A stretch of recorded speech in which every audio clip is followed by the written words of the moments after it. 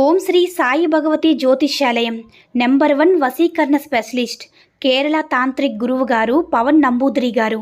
కేరళ నుంచే నేరుగా పరిష్కారం లభించును.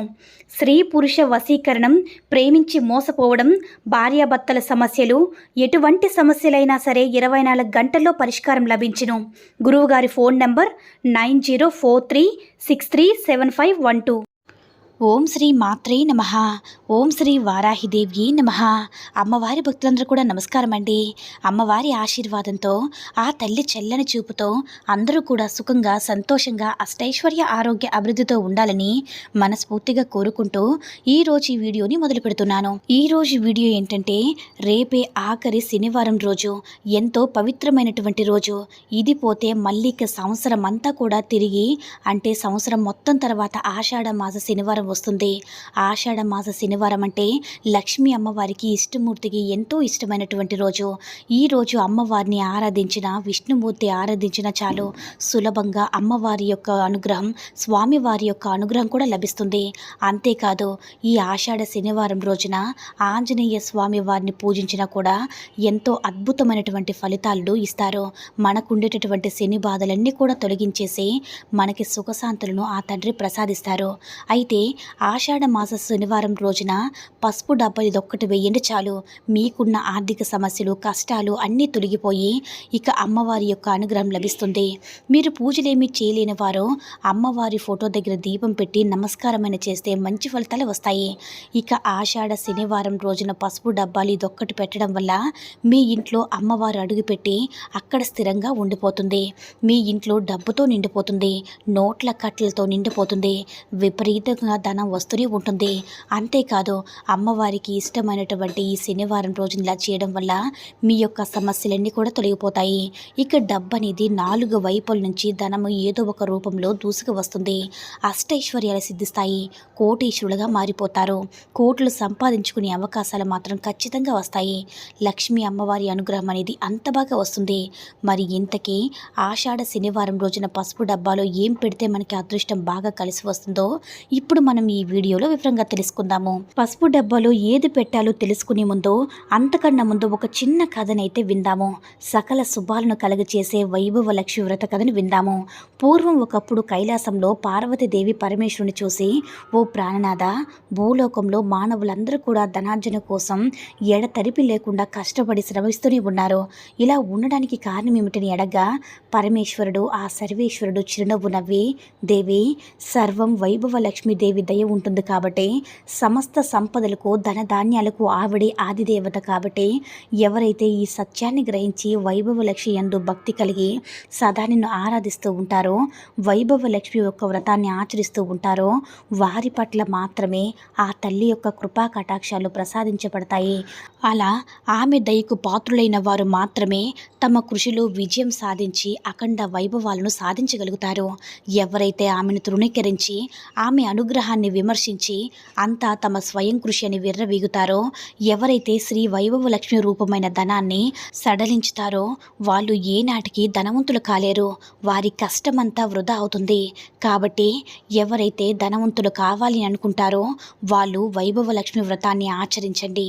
అప్పుడే ఆమె కరుణకు పాత్రులయ్యి అఖండ సిరి సంపదలకు, రాజ వైభోగాలతో తులతూగుతూ ఉంటారు. ఈ మాటలు విన్న పార్వతీదేవి, ఓ ప్రభు, వైభవ లక్ష్మి ఎవరు, ఆమె చరిత్ర ఏమిటి, ఆమె వ్రత మహత్యం ఏమిటి, నాకు పూర్తిగా సెలవు ఇవ్వండి అని వేడుకోగా, ఆ పరమేశ్వరుడు మరలా ఈ విధంగా చెప్పసాగాడు. ఓ దేవి, అత్యంత పుణ్యదాయకమైన శ్రీ వైభవ లక్ష్మి వ్రతం చెప్పుదాను, శ్రద్ధగా విను అని ఈ విధంగా చెప్పసాగిను. పూర్వం ఒకప్పుడు బృహ మహర్షి ఆ పరాశక్తి కొరకి తపస్సు చేశాడు. అందుకు అమ్మ సంతోషించి ఏం వరం కావాలో కోరుకోమని, అప్పుడు బృహ మహర్షి ఆమెకు నమస్కరించి, ఓ తల్లి, ఈ ప్రపంచం మొత్తం 3 ముఖ్య అవసరములైన శక్తి, యుక్తి, భక్తి అని వాటిపైన నడుస్తుంది.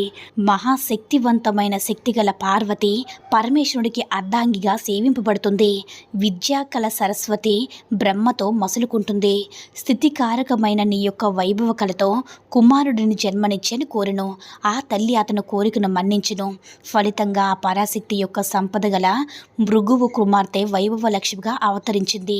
అయితే భృగు మహర్షి ఆమెను విష్ణు వివాహం జరిపించినాడో శ్రీహరి కోరికపై ఆ భార్గవీదేవి దేవతలందరికీ కూడా ఎనలేని సంపదలను వైభవాలను సంతోషించి స్వర్గలక్ష్మి బాసటగా ఎక్కింది.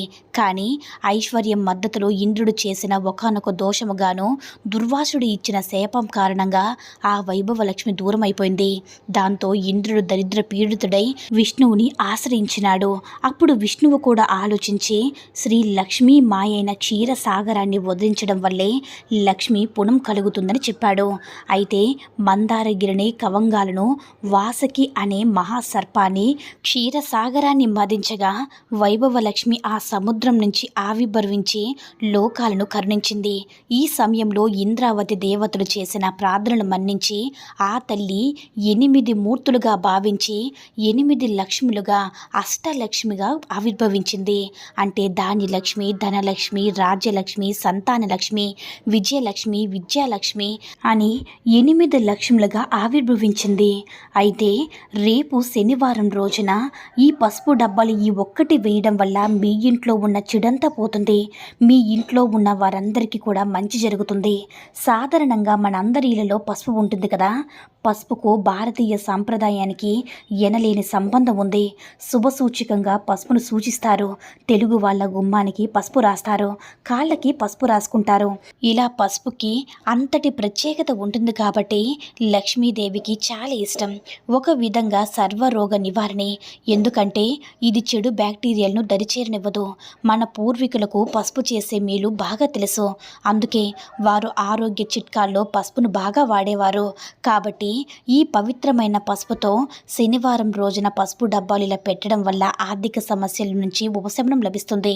అయితే పసుపు డబ్బాలో శనివారం రోజున ఏం వేయాలంటే ఈ పసుపు డబ్బాలో ₹1 నాణాన్ని అలాగే వెల్లుల్లి రెబ్బలు తొక్కలు తీయకుండా వేయాలి. వీటితో పాటు 2 యాలకులను కూడా అందులో వేయండి. ఇలా పసుపు డబ్బాలు ఈ మూడింటిని కలిపి మీరు వేసుకున్నట్లయితే మీకున్న దరిద్ర బాధలన్నీ కూడా తొలగిపోతాయి. లక్ష్మీ అమ్మవారి యొక్క అనుగ్రహం సిద్ధిస్తుంది. మీ ఇంట్లో ఉన్న దుష్ట శక్తులన్నీ పారిపోతాయి. తాంత్రిక సమస్యలన్నీ కూడా తొలగిపోతాయి. అంతేకాదు వివాహం కానీ ఇంట్లో కానీ ఇలా చేస్తే త్వరలోనే వివాహం జరిగిపోతుంది. పిల్లలకు జ్ఞాపక శక్తి పెరుగుతుంది. పిల్లలు మీ మాట వింటారు. మీ వంటగదిలో స్టీల్, ప్లాస్టిక్, గాజ్ ఇలా ఏ డబ్బాలో అయినా సరే పసుపును ఉంచినా ఈ పరిహారం చేసుకోవచ్చు. ఈ పరిహారం పాటించినట్లయితే మీకున్న డబ్బు సమస్యలన్నీ కూడా తొలగిపోతాయి. మీకు ఐశ్వర్యవంతులు చేస్తుంది. కాబట్టి పసుపుతో ఇలా మీరు చేసి చూడండి. ఇలా ఆఖరి శనివారం రోజు పసుపు డబ్బాలో ఇప్పుడు చెప్పినవన్నీ వేసుకోవడం వల్ల మీకున్నటువంటి ఆర్థిక సమస్యలు, అప్పుల బాధలన్నీ కూడా తొలగిపోయి అమ్మవారి యొక్క కరుణా కటాక్షాలతో సంతోషంగా జీవించండి. ఈ వీడియో కనుక నచ్చినట్లయితే మరికొంతమంది అమ్మవారి భక్తులకు రీచ్ చేయేలా షేర్ చేసి లైక్ చేయండి. అలాగే మన ఛానల్ని ఎవరైనా మొదటిసారిగా చూస్తున్నట్లయితే తప్పకుండా సబ్స్క్రైబ్ చేసుకుని మాకు కొంచెం సపోర్ట్ చేయండి. సర్వే జనా సుఖినో భవంతు. ఓం శ్రీ మాత్రే నమః. ఓం శ్రీ వారాహిదేవ్యే నమః.